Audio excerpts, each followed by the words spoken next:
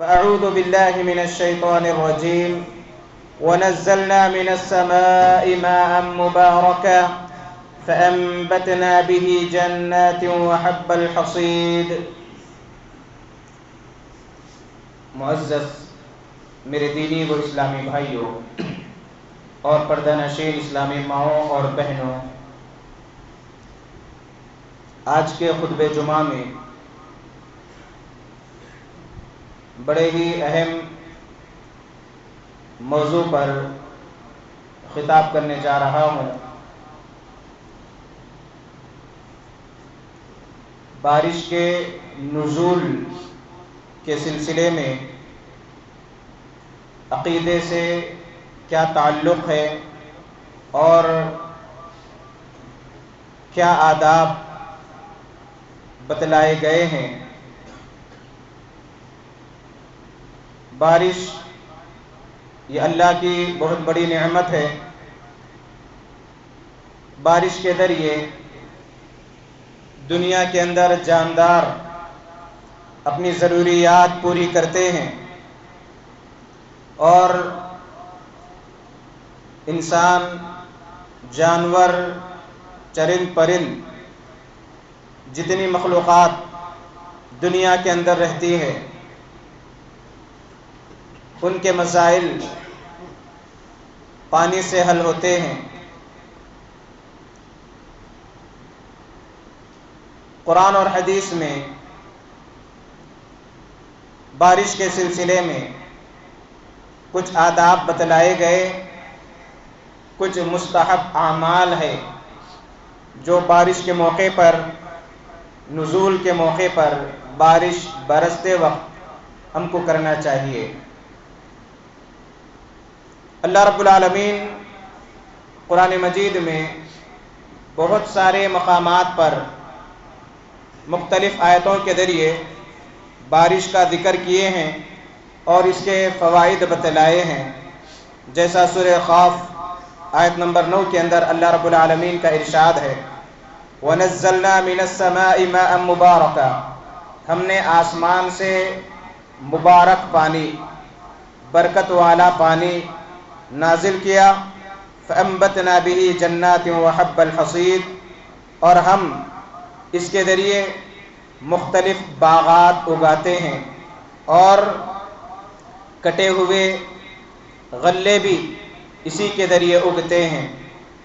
جب بارش اترتی ہے تو بنجر زمین لہلہا اٹھتی ہے، سرسبز شاداب ہو جاتی ہے، درخت اگنے لگتے ہیں، پیڑ پودے تر و تازہ ہو جاتے ہیں۔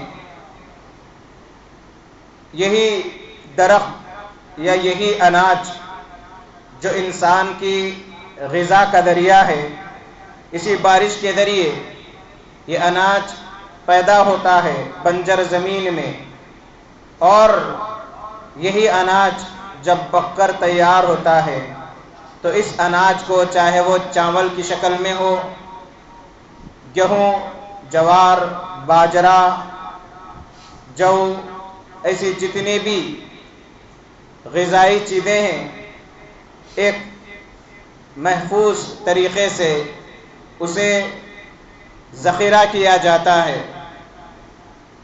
یہ اللہ کی بہت بڑی نعمت ہے اور انسان اپنی ضروریات پوری کرتے ہیں، اور جب یہی کھیتی سوکھ جاتی ہے تو جانوروں کے لیے چارہ کا ذریعہ بن جاتی ہے۔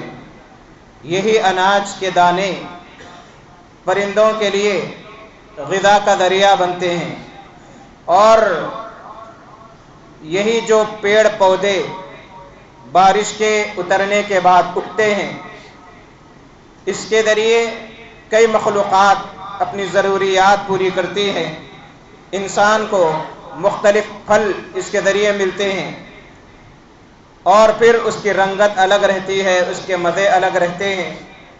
پھر یہی مختلف جو مخلوقات ہے، چھوٹی چھوٹی، چاہے وہ شہد کی مکھی ہو جو پھولوں کے ذریعے مٹھاس لوگوں کو دیتی ہے شہد کی شکل میں، اور دیگر جتنی مخلوقات ہے پانی کے ذریعے ان کی ضروریات پوری ہوتی ہے۔ یہ اللہ کی بہت بڑی نعمت ہے۔ اللہ رب العالمین بارش کو انسانی زندگی کا ایک ذریعہ قرار دیا۔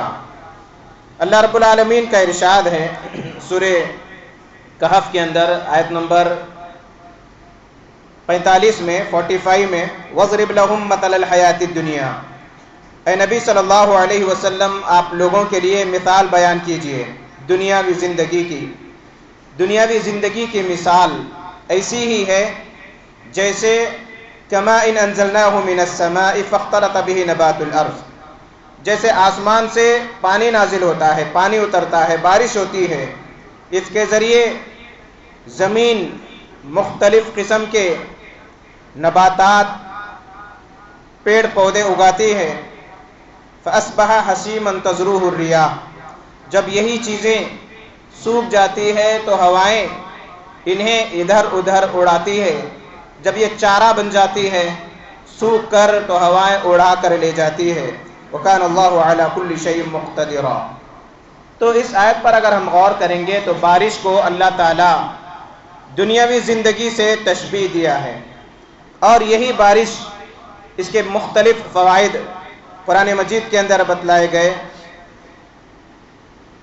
اور اس پانی کو بابرکت پانی قرار دیا گیا۔ بارش ایک اندازے کے مطابق ہوتی ہے، اللہ کی قدرت کے تحت وہ ہوتی ہے۔ اگر یہ بارش ذرات کی شکل میں نہ اترے اور ایک ہی انداز میں جیسے ابر پھٹ پڑنا کہتے ہیں کبھی کہ ایسی تیز بارش ہوتی ہے، اگر وہ ذرات کی شکل میں نہ ہو، بوند اور قطروں کی شکل میں نہ ہو، بلکہ ایک ہی ساتھ اگر گر جائے تو وہاں کی زمین، وہاں کی مخلوقات، وہاں کے انسان، وہاں کے چرند پرند ہلاک و برباد ہو جاتے ہیں اس کے وزن سے۔ تو قرآن مجید کے بے شمار مقامات پر اللہ تعالیٰ نے بارش کے فوائد کا ذکر کیا۔ ایک مقام پر اللہ رب العالمین ساری کائنات کا جو نظام ہے اس کے تصرفات کا ذکر کیا، ساتھ ہی ساتھ بارش کا ذکر کیا، اور اس کے بعد مختلف پھلوں کا تذکرہ کیا، جیسے انار ہے، کھجور ہے، مختلف پھل اور اس کے کیا فوائد ہے۔ اگر ہم غور کریں گے بارش کے پانی پر تو اللہ کی قدرت کی بڑی بڑی نشانیاں اس کے ذریعے معلوم ہوتی ہے، اور بارش کا تعلق عقیدے سے بہت مضبوط ہے، کیونکہ بارش یہ بتاتی ہے کہ اس کو برسانے والی ایک ذات ہے۔ دیکھیے ہوا بادلوں کو لے کر ادھر ادھر اڑتی ہے، اور وہ بادل جو بنتے ہیں سمندروں کے اوپر جب گرمی پڑتی ہے، دھوپ کی تپش، تو بخارات کی شکل میں، دھوئیں کی شکل میں وہ سمندر کا پانی آسمان کی طرف اٹھتا ہے، اور پھر ہوائیں اس بادل کو اللہ کے حکم سے ادھر ادھر پہنچاتے رہتی ہے، اور پھر ایک وقت آتا ہے کہ بادلوں کی مختلف قسمیں، مختلف مقامات رہتے ہیں بادلوں کے۔ کبھی بادل آسمان کے جو دنیا کے بالکل قریب نظر آتا ہے، بادل کے کچھ حصے اس کے اوپر نظر آتے ہیں۔ یہ اللہ تعالیٰ ایک سسٹم، ایک کائنات کا نظام بنایا ہے۔ یہ تمام جب اللہ بادل کو حکم دیتا ہے تو پھر بادل اس مقام پر برستا ہے۔ تو یہ کیا ہے؟ اللہ کی قدرت کی بہت بڑی نشانی ہے۔ اسی لیے ہواؤں کو برا کہنے سے منع کیا گیا، گالی گلوچ کرنے سے منع کیا گیا، لا تسبوا الريح کہا گیا کہ ہوا کو برا بھلا مت کہو، کیونکہ یہ رب کے حکم پر معمور ہے۔ اسی طریقے سے عقیدے سے بہت گہرا تعلق ہے بارش کا۔ صحیح بخاری کی حدیث ہے، اللہ کے نبی صلی اللہ علیہ وسلم کے ساتھ صحابہ تھے، حدیبیہ ایک مقام کا نام ہے، وہاں پر فجر کی نماز پڑھے۔ رات میں بارش ہوئی تھی اور صبح میں فجر کی نماز ادا کی گئی۔ اللہ کے نبی صلی اللہ علیہ وسلم نے فرمایا کہ اللہ تعالیٰ فرماتا ہے کہ میرے کچھ بندوں نے ایمان کی حالت میں صبح کی، کچھ بندوں نے کفر کی حالت میں صبح کی، کچھ بندوں نے ایمان کی حالت میں صبح کی، کچھ بندوں نے کفر کی حالت میں صبح کی۔ جس نے کہا کہ اللہ کے حکم اور اللہ کے فضل و کرم سے بارش ہوئی، گویا کہ وہ اللہ پر ایمان لانے والے ہیں اور ستاروں کی تاثیر کا انکار کرنے والے ہیں۔ جنہوں نے کہا کہ بارش فلاں ستارے کی وجہ سے، فلاں ستارہ فلاں پہنچنے کی وجہ سے بارش ہوئی، تو وہ میرے منکر ہے، میرے ساتھ کفر کرنے والے ہیں اور ستاروں کی تاثیر پر ایمان رکھنے والے ہیں۔ تو معلوم ہوا کہ بارش یہ اللہ کی طرف سے آتی ہے اور عقید توحید کا درس دیتی ہے۔ جو اللہ بارش برساتا ہے اور بارش اترنے کے بعد اس سے جو فوائد حاصل ہوتے ہیں، مخلوقات جو ضروریات پوری کرتی ہیں، انسان جو اناج استعمال کرتے ہیں، پھل استعمال کرتے ہیں، اور پھر اس کی جو جڑی بوٹیاں ہوتی ہیں مختلف دواؤں میں استعمال کی جاتی ہے، درخت کے پتے مختلف رنگوں کے ہوتے ہیں، ان کے مختلف فوائد ہیں، حکماء حضرات وہ جانتے ہیں۔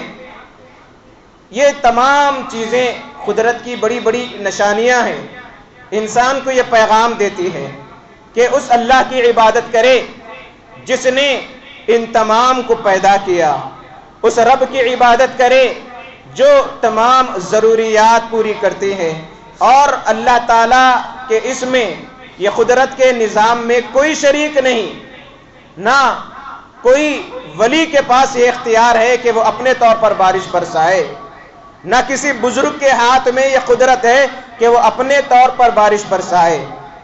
اللہ تعالیٰ کو معلوم ہے کہ کہاں کتنا پانی برسانا ہے، اس حساب سے اللہ تعالیٰ بارشیں نازل کرتے ہیں۔